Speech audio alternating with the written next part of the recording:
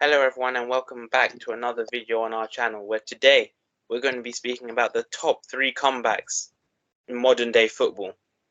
Before we start, we would like to ask you to like and subscribe and tell a friend to tell a friend, as it boosts our recognition and our content creating so much. But without further ado, we'll get into the video. Yes, welcome back to another video where, before we start as well, we just wanted to give that 10 to 15 seconds of silence for Christian Atsu, who died in the Turkey earthquake, which we send our prayers to him and his Yeah, family.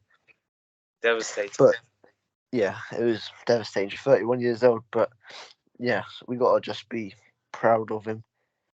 Yeah, what he's done, and well, he's watching down on us now. But hey. Yeah. Right, we start off with this video where we have Man City versus QPR in the 2011 and 2012 season, where Man City, everyone knows this moment, Balotelli, Aguero. Yeah, Everyone but knows that moment. I'm But speechless. yeah, so QPR was 1-0 down within 39 minutes through Zabaleta for Man City. And Cisse for QPR and Maki made it 2-1 in the 48th and 66th minute. So you had about 20 to 30 minutes left of the QPR game, which QPR needed to win to avoid relegation, and Man City needed to win to beat Man United to the title. Well, I mean, I guess now we all know what happened. Balotelli, Aguero, as my mate said, but what people forget, Edin Dzeko actually scored 2 minutes before that. Nobody ever speaks of that. No, Edin which Dzeko actually scored before. is two quick goals in 90 minutes as well. Like, how is the story going to be written? Like, Dzeko 90th minute and then Aguero 90th minute to win the league. Bro, I mean, still to this day, nearly 11 years on, I'm so angry. Like, I'm pretty sure QPR, like, they were actually paid to lose that game. I'm telling you. How can you fumble that hard? You had one job to do, and you end up conceding 2 goals in the last 2 minutes. Like, Yeah. how? And I'm telling you, I'm pretty sure there was actually a picture. I think it was Pape Cisse celebrating with Samir Nasri post game after Man City won the title. Yeah, Bro, I oh saw my that, days. and there was 5 minutes of injury time added on to the 90th minute, which is where Dzeko scored in the 92nd and Aguero scored in the 94th. Which, wow. I'm so angry. I'm not gonna lie. The video might have to end here. That's it, Just one. guys. But obviously, at half time, with City leading and Bolton winning 2-1 against Stoke, QPR were in a position to be relegated while City would be crowned champions. But then Wayne Rooney's goal in the 20th minute of United's game meant that City needed to keep their lead through the second half in order to win the title, which obviously they'd done in the 94th minute. I mean, the less I said, the better, really. But Yeah. anyways, after that very sad and long reminder of what happened in that 2011-12 season, we move on to something which hurts possibly even more, and that's Liverpool making the comeback on Barcelona. Oh, yes. What a comeback from a Liverpool fan myself. Mate, I was jumping around the room. It was absolutely like scenes, honestly. We was obviously 3-0 down in the first leg with First leg, yeah. just, I remember Messi scored that. Was it a free kick? yeah, mate. That was to make it 3-0. I thought that was it. Yep. We're done. Dembele, he had many chances in the first leg as well, don't forget. But he jammed all those At chances. 90th minute, he was through 1-on-1 and he just fumbled it. That was to make it Yeah, 4-0 to Barca. that would have been, well, possibly game, set, and match. Because Yeah. who knows, maybe with Liverpool having that mindset, 4-0 down, maybe they would have, played possibly a weaker team. Who knows? Yeah. I guess we'll never know now. But No. anyways, in the second leg, Divock Origi scored in the 7th minute to make it 1-0 and 3-1 on aggregate. And at this point, I'm thinking, because if you didn't know, I am a United fan, if you couldn't tell. But at this point, at half time, I'm sitting pretty, 3-1 to Barcelona on aggregate. It looks like Liverpool won't be getting back into the game, even though Origi's scored, making it 1-0 in the night. But then I come back after, a nice warm shower, and Gini Wijnaldum scored 2 goals in 2 minutes. And to make it 3-3.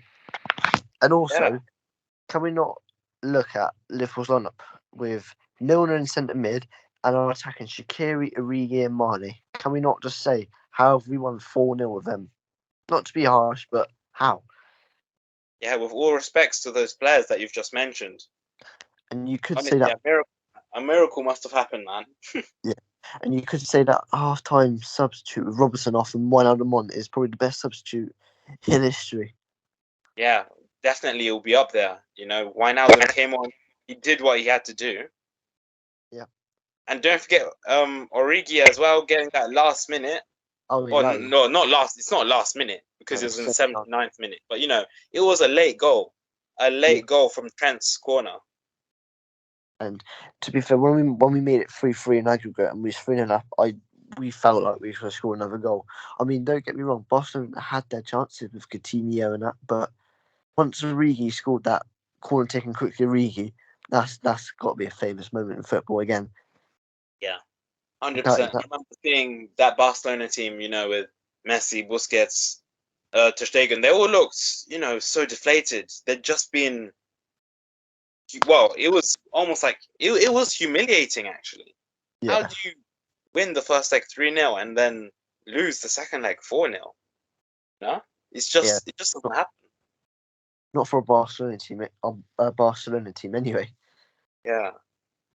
But that's our second one. We move on to the last one, which is Barcelona versus Paris Saint-Germain in the Champions League game. 2016, I think, wasn't it? 16-17 season. Yeah, 16-17 season. Yeah, another belter of a match. Wow. This comeback, this probably is the greatest comeback, although it is the only comeback on this list, which led to no silverware. Obviously, Liverpool won their Champions League that season. City won the Premier League that season.